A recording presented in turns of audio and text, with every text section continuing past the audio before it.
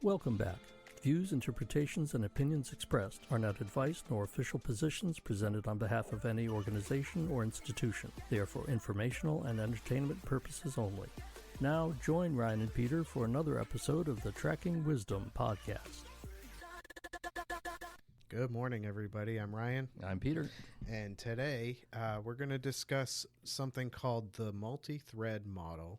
This is available on multidharma.net. Created by Pierce Salguero. So it can be discouraging and even confusing for people who find themselves on an awakening path or think that they may be on an awakening path, and their experience may not fully find itself in accord with what popular traditional models that describe the awakening pathway present.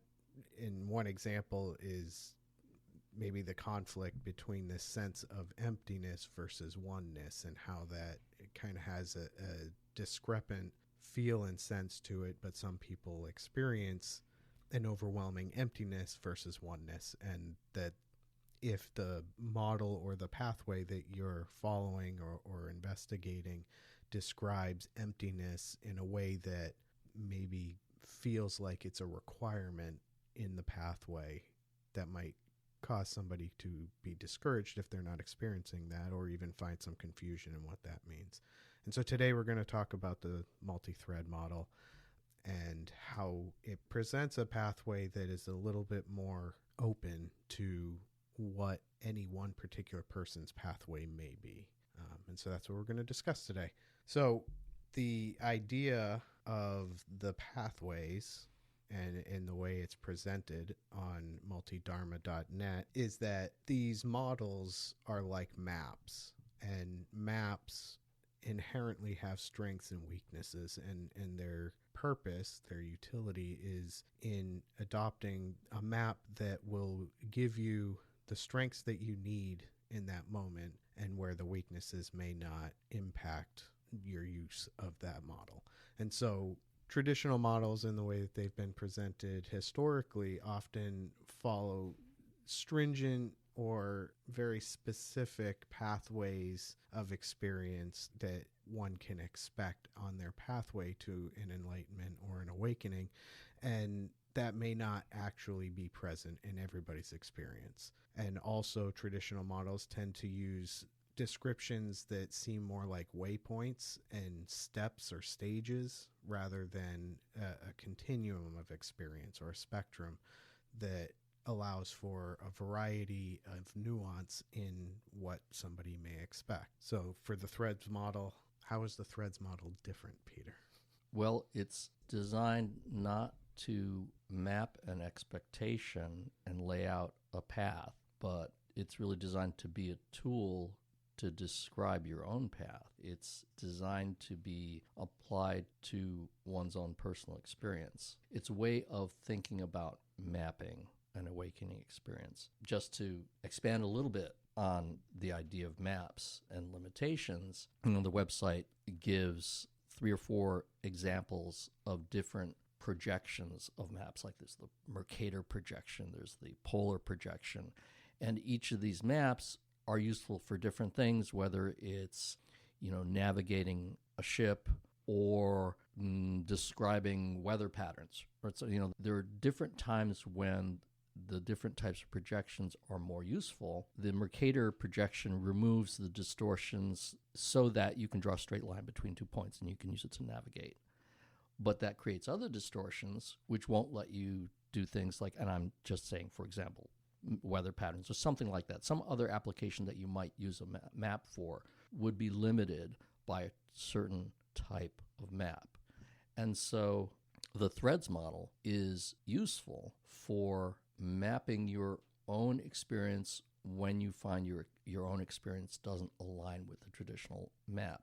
It's limited in that it may be less helpful than a traditional map in comparing your experience to someone else who has a similar experience. So, Ryan and I would refer to the Martin matrix to say, are you feeling in location 3 today, or are you feeling in location 2 today? And it's easy for us to do that, and we both know what we're talking about. If we were to try to use the threads model to do that, even if we were much more familiar with the model, it probably would be. It's less designed to do that. Yeah. Also, the map and the threads model is designed as an alternative tool if whatever tool you're using isn't working or feeling quite aligned, or that there's a weakness in that tool that is somehow obstructive to your own journey. And, we had been talking about potentially a traditionalist in Buddhism or some other model might find this model jarring or in conflict to what they understand. And the idea here is that this isn't a better map. It's not a worse map. It's just a different map. And it's a different map for those who may find the traditional trajectory not quite in accord with their own experience. And I think we want to, repeat the idea that we're strong believers in having a well-equipped toolbox, and that you have a variety of tools that you use according to the situation, according to the conversation that you want to have, or according to the specific exploration that you want to do. You don't prefer, the trite metaphor is, you don't prefer your hammer and then treat everything as if it's a nail. If you're not dealing with a nail, put down the hammer, pick up your screwdriver, and use the appropriate tool. So this is just another appropriate tool. It is not the best tool. It is another map that's designed to fill a gap in the toolbox of spiritual maps that the creator saw. He's like, these things aren't making sense to me. What does make sense? And what might help some other people make sense of what they're experiencing. Yeah. And he highlights 4 specific threads, but that it's not the only threads. So the threads he highlights typically are oneness, emptiness, psyche, emptiness, oneness, energy, and psyche. Yeah. And what I found particularly resonant about this idea is, number one, I appreciate the concept that none of these are required. There's no requisite thread that everybody needs to experience at some point in order to progress to the end result. These are describing, for example, emptiness, the experience or phenomena related to non-duality and non-existent, versus oneness, where the experience is more of unity and love and divinity. The energy thread is the experience related similar to things like kundalini or chi or prana. And the psyche, which is one of particular note both to the author but also to Peter, which is the phenomena relating to unconscious mind, including some of the intergenerational or ancestral. Wow. That was a hard one.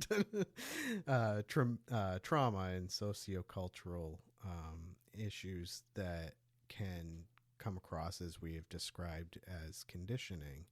And so those are the 4 primary threads that he describes, but he's also very specific that your own pathway and the experiences, your individualized experiences, the things that are key to your path and to your experience in the moment, are your threads. And that these threads, you may be on a single thread at any one point in time. You can jump threads, but you can also experience multiple threads at any one time. The thread that I found most resonant was the oneness. This is this thing that I find most prominent in my experience, is the sense of unity with all of creation, and that underlying unconditional love and connectedness to divinity. However, emptiness is a frequently described experience, particularly I think in the Buddhist model. Is that true? And others, I'm sure, that in this space of content, people talk about emptiness, but if I'm not experiencing emptiness, and I have a hard time even conceptualizing what that means, does that mean that I'm not on an awakening path? That being the question that without this kind of model, without this map, might come up to somebody who's not experiencing the emptiness but maybe experiences oneness. And so I found that particularly resonant in this model. And I know you said that psyche was a prominent part of your experience. Right. So just to say, I think a little bit about why he starts with these 4 threads, in part because they're represented in traditional paths of awakening, such as shamanic tradition or yogic tradition or Buddhist tradition or Christian tradition.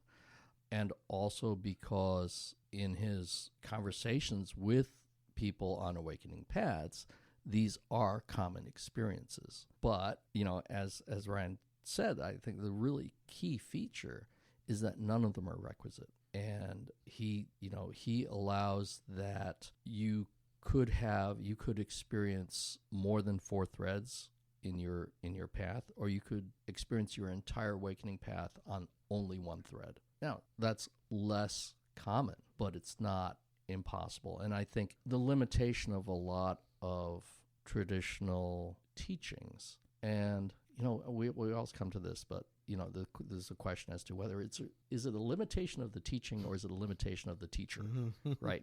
When you have teachers who say, no, that's wrong, that's not part of what we're doing, ignore that, that's just a distraction. When someone more skillful could potentially say, okay, if that's what you're experiencing right now, let's work with that, and we can use that to go deeper and make progress. And that's the strength of the multi-thread model, is that Pierce offers a way to make progress from wherever you are, and to know that you can come up with not that you can invent it, but if your experience is outside of what's being described, then you can incorporate your experience to the model. James Audubon, great naturalist, illustrator of bird life, said, and the creator of basically, birding handbooks, said, if my painting disagrees with what you're seeing in the field, if the bird doesn't match the painting, trust the bird. and I think Pierce subscribes to that. Yeah. Your experience is what counts. So one thing I wanted to provide in specific, as I said, he offers a way to progress from wherever you are. And of course, it's only in the website. He's only describing 4 threads, so there are only 4 methods. But presumably, if he worked with someone regarding a thread that's not listed, he might be able to come up with another method. But so for each thread, there's a question, and if you do this inquiry, it can help you progress farther down that thread towards full awakening. So if you were experiencing the sense of emptiness, the emptiness thread, the inquiry would be, from this perspective, what is it in my experience that still seems to have a reality to it? From the oneness thread, or also could be described as love, the question is, what still seems to be separate in this perspective? From the energy thread, what still seems solid or static? And from the psyche thread, what still seems unacceptable or unwelcome? And that is interesting to me, because that has been a big part of how I've been taught, is this inquiry into what's unacceptable. Mm-hmm. And so I guess that takes me off in a different direction on this. Did you want to address something else on the outline, or? No, I mean, how far are we going off course? Let's just go. Just go with it. Yeah. So one thing, as we reviewed this content that was a little confusing to me, was in talking about psyche or conditioning or the unconscious thread. Pierce says that in many traditions, and he names Buddhism in particular, this is what's the word? It's kind of an outside. It's a deviation from the path. It's a place where teachers would tell you, no, that's not right. And his example is that in Buddhism, there are these aspects of psyche, of subconscious experience coming up, that are called the defilements and the hindrances. I was going to say they're called defilements because they are hindrances to awakening. So in Buddhist tradition, they're called hindrances, and they're viewed, as I said, as hindrances to awakening. But the way I've been taught is that these experiences come up, and these are things like sleepiness, agitation, anger, restlessness, that they're considered hindrances. But I've been taught that they are signs of deepening, signs of approaching progress that we have an opportunity to work with. Now, and so that was confusing to me because I think of my teachers as being Buddhist, but as I reflected on it, I realized, this is not traditional Buddhist teaching. What I'm getting is Western Buddhism. And Western Buddhism is closely aligned to psychology, to Western psychology. And in fact, two of my teachers are both practicing Buddhists and practicing psychologists, or trained as clinical psychologists. And so if you read the site as a Western Buddhist, it's possible that's confusing because Western Buddhists may not be as dogmatic as traditional Buddhists, and Pierce's background is as an Asian scholar, and so he's working from original source and those very specifically Eastern traditions. And I'm kind of curious to have a conversation with him about what he thinks of Western Buddhism. Does he see this? Does he see this kind of broadening? So anyway, that's just something I found personally quite interesting because, as I said, the way I've been taught and a lot of the work I do personally is looking for resistance, which is another way of saying it's unacceptable, right? And so Pierce's question of what's unacceptable is exactly kind of what I've been working with for going on a couple of years now. So I thought that was interesting. Yeah. And then realizing it's because it's not strictly Buddhist. It's not traditional Buddhist approach. It's actually more of a psychological kind of psychotherapy or Jungian maybe approach to shadow work. So yeah, and then that he does specifically say the psyche is described by Jungian theory. Yeah. So what's your takeaway? I need to investigate further because I'm very curious about what progress looks like in this model. What was very helpful to me was the idea of kind of simultaneous or near simultaneous experience of these experiences. So having emptiness and oneness and conditioning. And I should say that part of the point of the threads model is to envision a tapestry, or as I say, a patterned sweater that you might be wearing, and as you draw your eyes across the pattern, certain threads come to the front, like, now here's the white part and here's the blue part. And the point is that when you see the white part, it's not that the blue threads don't exist. They're behind the white part. And when you see the blue part, the white threads, when you turn your sweater over, the white threads are there behind everything. So, if these things are in your experience and you shift back and forth, they're not disappearing, which is congruent with, Jeffrey's model of fundamental well-being, that your fundamental well-being can be masked, but it's not disappearing. That he says, people often feel like they're falling out of fundamental well-being when they are not. It's possible to fall out of fundamental well-being, he says, but it's not as common as people think it is. It's not as common as people reporting it because they lose sight of their fundamental well-being.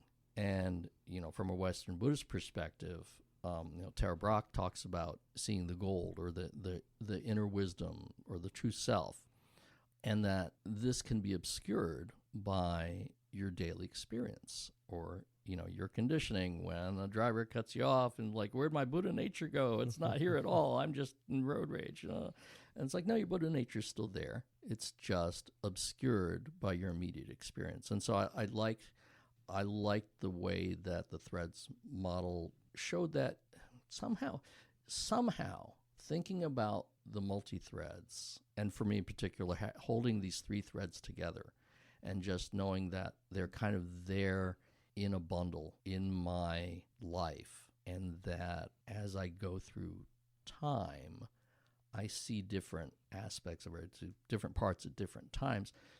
Somehow that was very helpful to me. It was very, I don't know, empowering or reassuring or something. It was meaningful to me in a way that's saying, you know, oh, you're just losing your sight of your fundamental being, or oh, your Buddha nature is just obscured, was less helpful to me than having this visual of actual physical threads. Yeah. So that was definitely a strong experience I had as I read this. I'm like, oh, wow. Like, it was definitely a notable experience for me. Yeah.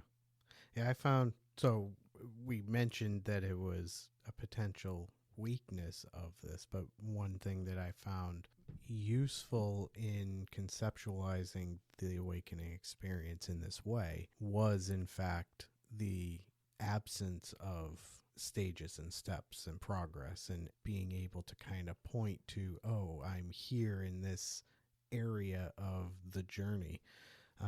And I think I find that useful because in my intuitive experience, I think that intuitively in my experience, I don't. So number one, I think that often the idea of stages and steps can be interpreted in a way that is counterproductive, in a way that creates jealousy and Judgment and what's the word? Striving. Yeah. Yes.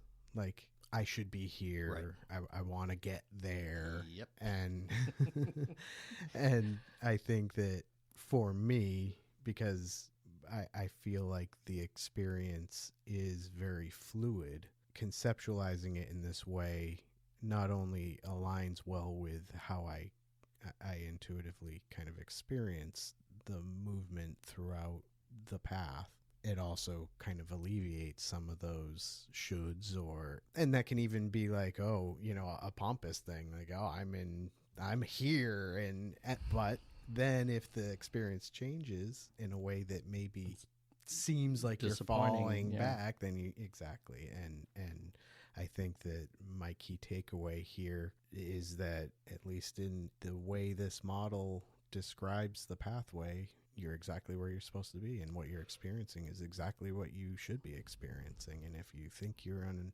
a pathway to awakening, you are. I mean, we all are in some way, shape, or form. Yeah, and that calls to mind for me also the idea of the tools that are appropriate to you at the time. So if having a progressive model is inspiring to you, right, and you're feeling enthusiastic, and I think I'm getting closer, and I'm going to keep on, you know, doing this practice because it's real. I can see my progress. Great. If that is helpful to you, that is a model that you should be working with, right?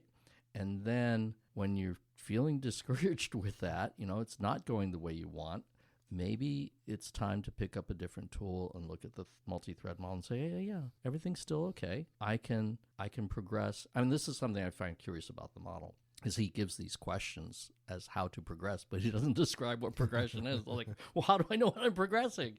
You know, but I think the gist is, when you know, you look at, you do these inquiries as to, what's in my experience right now that's not acceptable. And by doing that inquiry and opening yourself to the response of the inner wisdom on that, or what, I really have a sense of emptiness, but what is it? I really have a sense of emptiness, but I feel like I'm not fully awakening, which you should. And so what is it that still seems real? Like, everything's empty, but if I look hard enough, I can find something that I just can't see. That is not real. That's still very solid. That's still very real. So it's interesting that he gives you the method. And then, of course, this is part of our continued exploration, because we have opportunity to actually talk to Pierce. I've talked to him a couple of times, but now I'm starting to have more questions. Like, so what does this look like? So I am very curious about that. It'd be amazing to get him on the show. Yeah. I don't know if that can happen, but someday maybe it will. It's on the wish list. Yes, it is. So I hope this was helpful, especially if you have felt any discouragement or confusion around your experience and how it aligns with a traditional model. I encourage you guys to review multidharma.net and read about the thread model and ask any questions. Contact us through email or in the comments on YouTube. And we will see you guys on the next one.